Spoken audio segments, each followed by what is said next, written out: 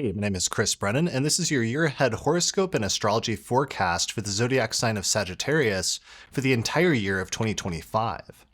So my horoscopes are designed for people with either their sun sign in Sagittarius or their rising sign, especially in Sagittarius. And what I'm going to do is give a big picture overview of some of the major trends and themes in the coming year astrologically.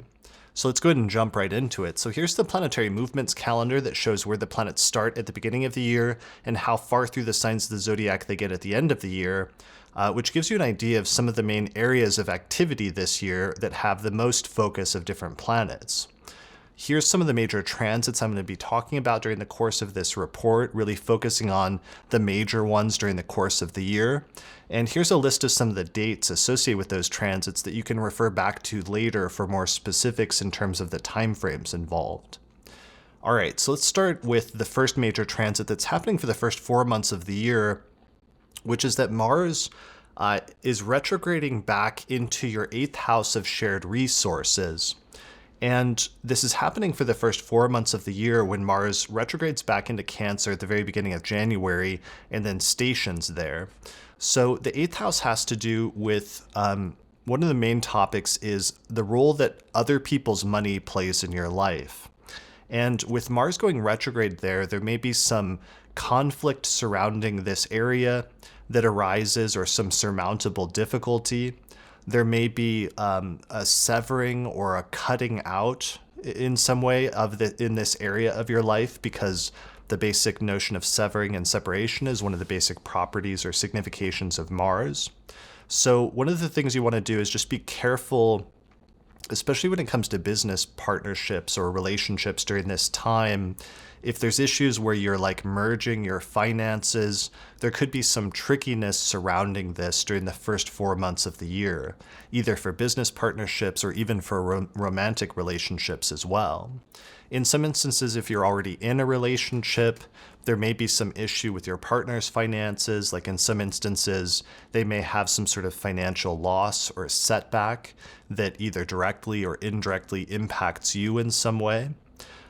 So it's just generally a good idea to exercise caution when it comes to this area during the course of this Mars transit, just because sometimes impulsiveness or themes of like anger or conflict can come up. And if you're not cautious and you don't exercise restraint, sometimes that can make things worse than it would have been otherwise. All right, so that's happening in the first 4 months of the year. The 8th house can also sometimes bring up issues with like debt, taxes, mortality, and just themes surrounding mortality in general. But that's the first 4 months of the year. And then the good news is that the planet Jupiter actually moves into the same house in your chart starting in June into the 8th house. And it's basically going to clean up most of the issues or most of the dust that was kicked up by Mars earlier in the year, because Mars will have departed from that sector of your chart by the end of April, and then Jupiter comes in a couple months later and just cleans everything up. So Jupiter transiting through your 8th house is generally a positive period when it comes to shared resources. There could be a financial windfall as a result of other people in your life or as a result of your partner. There may be issues with or positive things involving like gifts or having a benefactor or donations or other things like that. Sometimes people get like a positive tax return. In other instances, the topic of mortality comes up and there can be like a sudden windfall as a result of an inheritance or inheriting money from somebody else. So those are all pretty positive themes that are there for the entire second half of 2025 and into the first half of 2026. So that's a really good transit to look forward to. Moving on, the next one I want to talk about is the last eclipse is taking place in your 5th house, which is the house that represents children, creativity, sex and sexuality, but also the role of like fun and games and hobbies that they play in our life. So this has been a series of eclipses that's been happening since the fall of 2023 that represented a series of major beginnings and major endings in this area of your life. So sometimes a major beginning can be like having a child or pregnancy or something like that. So for some of you, it may have been the opening of a chapter in terms of having children, but eclipses tend to be part of a sequence of events or a series of things that play out and unfold over the process of about a year and a half or so time frame, and this is the final eclipse that's happening at the very end of that series. So presumably for a lot of you, some of these themes have already come up and already become more significant in your life in some way. So the topic of children can become relevant. The topic of sex and sexuality can become more prominent in your life in some ways, sometimes through like a romantic relationship with somebody. Other times it can have to do with beginning a new chapter of like understanding one's like sexual orientation or other things like that can become more prominent at this time. It's also just a good time to take up new hobbies and to start doing new things in your life for fun, because sometimes those experiences can really balance out the more challenging things in our life when things are not going well in some area. Having some sort of outlet, either a creative outlet or even just an outlet to have fun and enjoyment in your life, can be really important. So this last eclipse in Aries is taking place in the spring, in the March-April timeframe. And what's interesting is that you actually have a lot of fifth house activity going on this year from several different transits. So I think this is going to be a really key area of your life this year, but it's also a really complex one because there's a bunch of different things going on. So first we have that last eclipse in your fifth house, but then what else is happening? We also have Saturn and Neptune this year for a good part of, especially the middle part of 2025, are departing from your fourth house of home and family, where it may have been bringing up some difficulties or some surmountable issues when it comes to either your living situation or your relationship with your parents and your family. And Saturn and Neptune are going to move into your fifth house of children, creativity, and sexuality. So with Saturn going into your fifth house, this can be a little bit tricky because sometimes it can bring up surmountable difficulties when it comes to this area. So sometimes this can mean that we have to restructure this area of our life in some way because there's issues that are sort of forcing us to retool things or rethink things for some reason. So sometimes this can mean that there's like issues that come up with children, if you have children in your life, that you have to account for and you have to adjust to for different reasons. In terms of sometimes there's something that comes up in your child's life that just you have to deal with and address, but then you work through it and you overcome it and it makes you stronger as a result. The fifth house Saturn transit can sometimes lead to a period where there can also be surmountable difficulties when it comes to sex and sexuality. So sometimes if you're in like a romantic relationship, this can be a period where things cool off a little bit, or there's a little bit more distance or coldness, or maybe things are taking more effort than you previously had up to that point. That doesn't necessarily have to be a complete deal breaker, but sometimes things just take extra effort or extra time to work through. So that's Saturn going to your fifth house, but also Neptune is going into your fifth house at the same time. And Saturn and Neptune are going to form a conjunction this summer that's going to get really close in the June and July timeframe. So this is interesting because Saturn and Neptune are very opposite energies. And Saturn, on the one hand, is going to try to sort of force you to be more realistic and more pragmatic about this area of your life, almost to the point of potentially of like pessimism when it comes to fifth house topics.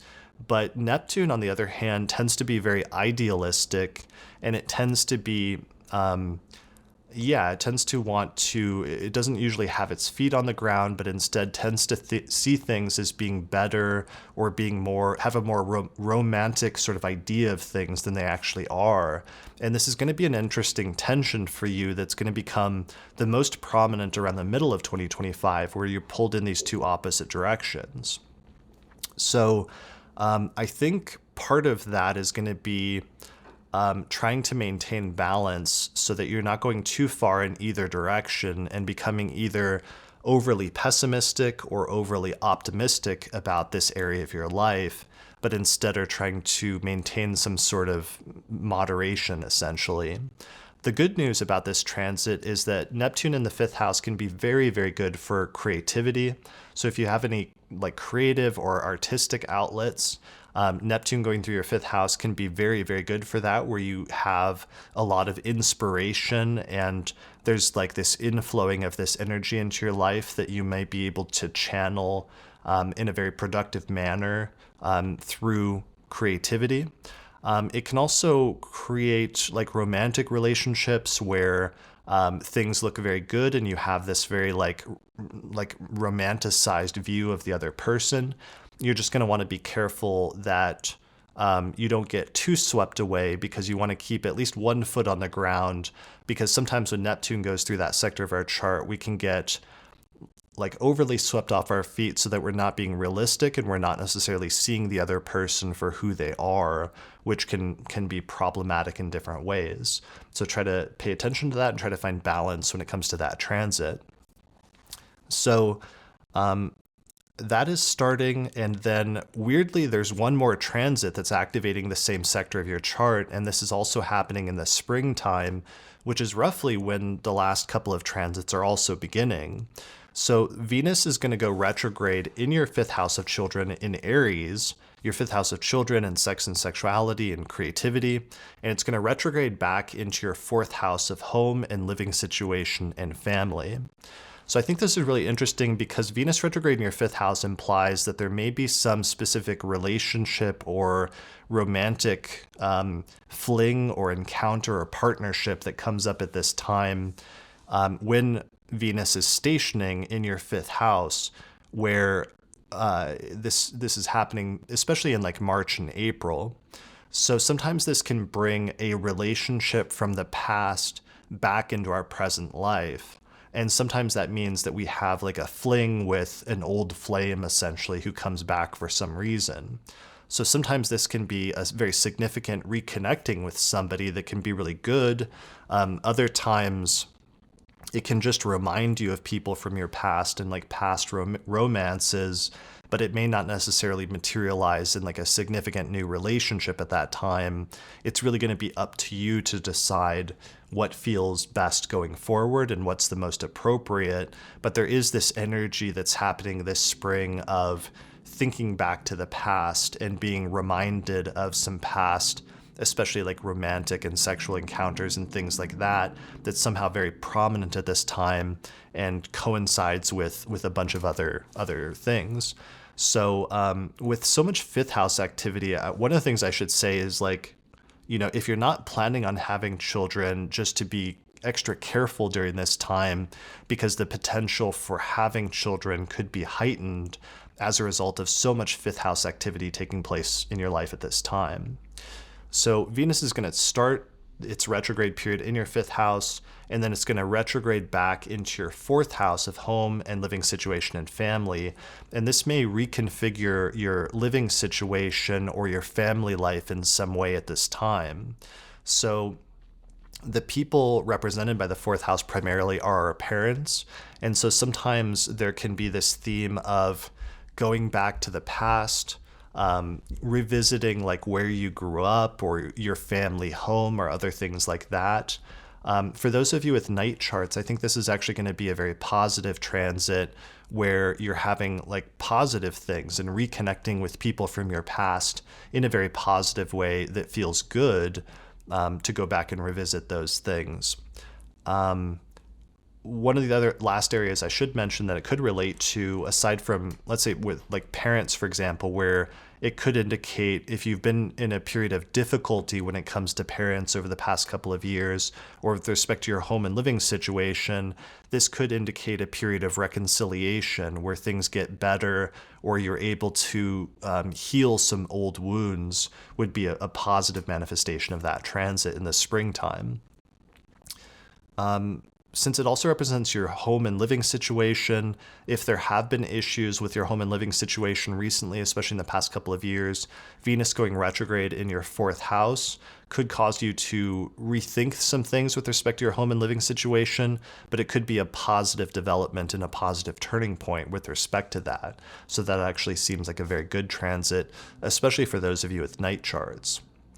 All right, so that's that transit. The next thing I want to talk about, which actually emphasizes or re-emphasizes some of the fourth house themes, is that the eclipses are shifting into your fourth house of home and family and private life, and your 10th house of your career and your life direction and your reputation and your public life. So this is really interesting because obviously this is tying it into some of the topics that we were just talking about, where we have the Venus retrograde that's going through your fourth house, which could be an important development with your home and living situation and family. And then Saturn has been transiting through your fourth house over the past 2 years, which has probably been creating some issues for you, or some tensions, or some coldness or surmountable difficulties when it comes to your home and living situation or your relationship with your parents. But now with eclipses shifting into that area, it's going to start this period of major beginnings and major endings when it comes to this period, this area of your life. So how this usually manifests is in a couple of ways. One, when eclipses are happening in the 4th and 10th houses, there's these two seemingly opposite areas of our life, which is like our private life and our public life, that usually seem disconnected and separate. But when eclipses start happening in both of those houses simultaneously, like they're going to do for you this year, there starts being an interconnection between those two opposite areas of our life, where somehow our private life and our public life become more intertwined. So sometimes this can mean that things that are happening with your home and living situation or with your family are somehow impacting your career and your overall life direction. Or other times it can mean your career and life direction and things you have to do for work are impacting your home and living situation and family. So obvious scenarios for that are like if a person gets a new job and has to move to a new location as a result of that, that would be something that impacts both. Or vice versa, like if there's a shift in your home and living situation that suddenly causes you to have to change some things at work at the same time, that could be an example of that. So moving is a major thing that can sometimes start happening with eclipses in the fourth house. But I should say that this is a set of eclipses that's really getting going this year in 2025, especially in the fall. There's going to be a set of these eclipses that's going to take place in September, and that's going to be when this axis of 4th and 10th house is fully activated in your chart. But these eclipses are going to be happening for like the next couple of years until early 2027. So I think this is opening up like a series of events that's going to indicate major changes in your 4th house and your 10th house, but that's going to play out over many months in not just 2025, but through 2026 as well. So the last thing with that, with eclipses taking place in your 10th house, it could represent major beginnings and major endings with respect to your career. So for some of you, you may quit a job or leave a job for some reason, but that will open it up so that you can get another career or another job that ends up being very important to you and taking you in a direction that could be much different than what you'd been on up to that point.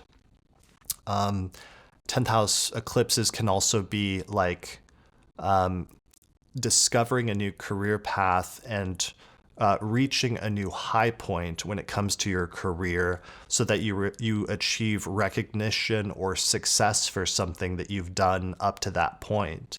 So that can be a very positive thing in terms of eclipses to your 10th house. Obviously, sometimes there can be problems that come with that, because it can also represent endings, but there's this sort of duality with eclipses where anytime there's an ending, it's also the beginning, and it's also laying the seeds or the foundation for something new as well. So I think ultimately that ends up being constructive or positive. All right, so the very last transit that I wanted to mention is potentially the most exciting transit and the one that's the biggest transit for 2025.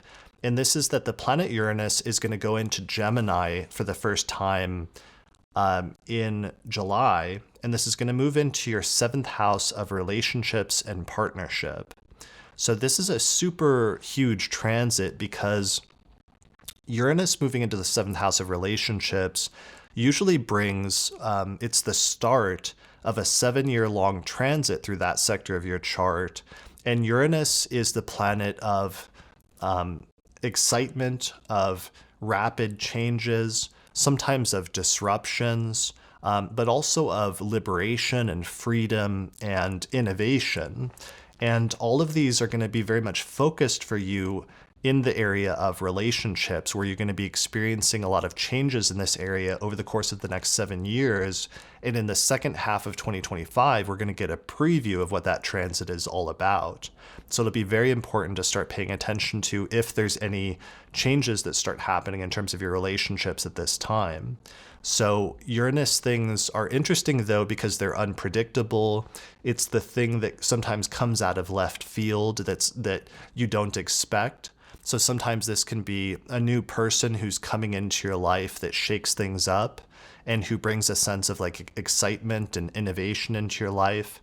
It may be a relationship that's different than anything you've ever had up to that point, so that it's not something that you can really anticipate because you don't know until you meet that person or you have that experience that that's actually possible to get into that. So that's actually very exciting. I think that's going to be a good transit, and I'm excited for you. One of the things you want to be careful about is careful not to move too quickly, even though Uranus likes to move quickly, and it likes to change things radically and suddenly, and sometimes even to go to extremes. And you're going to have a tendency to want to make quick, radical changes when it comes to your relationships during the course of this transit. Or alternatively, if you're already in a partnership, your partner might be going through some changes and going through some things that are different that sort of like come out of left field. So for you, that could be adjusting to some of those things if they start taking things in a different direction or having some of these rapid changes happening to them. But ultimately, I think the primary thing about this transit is it's going to bring a greater sense of freedom and liberation and excitement into your life through other people and through relationships. And ultimately, I think that's a very good thing and should be positive and constructive in the long term. So pay attention to that. Start looking to see if there's any major relationship changes that fit that symbolism of Uranus starting in the second half of the year, starting in July. And I look forward to hearing how it goes, and we'll check in again next year to check in on your progress in that transit and just see how it's working out so far. All right, I think that's it in terms of the major transits that I wanted to talk about in this horoscope forecast. So this is kind of a big picture overview.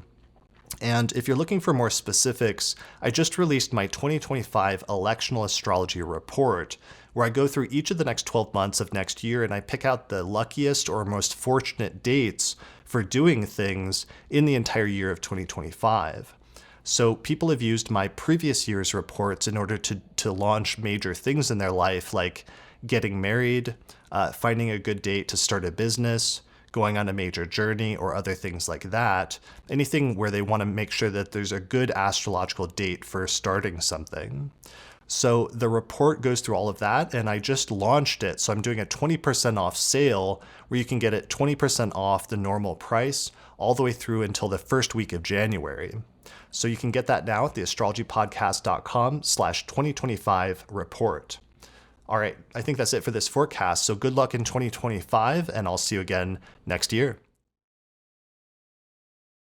I just released my 2025 astrology calendar posters, which show all of the major astrological transits this year at a glance, and you can get those at theastrologypodcast.com/merch. If you want to learn more about my approach to astrology, then I teach an online course in ancient astrology called the Hellenistic Astrology Course, which has hundreds of hours of video lectures where I teach people how to read birth charts, and how to understand and predict the future using transits and other timing techniques. So you can find out more information at theastrologyschool.com. Also, shout out to our sponsor for this episode, which is the Northwest Astrology Conference, which is happening in May of 2025 in Seattle, Washington, and it's being simultaneously streamed online at the same time. So you can find out more information at norwac.net. Finally, thanks to the patrons that helped to support the production of this episode of the Astrology Podcast through my page on Patreon. You can get early access to new episodes plus other bonus content by becoming a patron at patreon.com/astrologypodcast.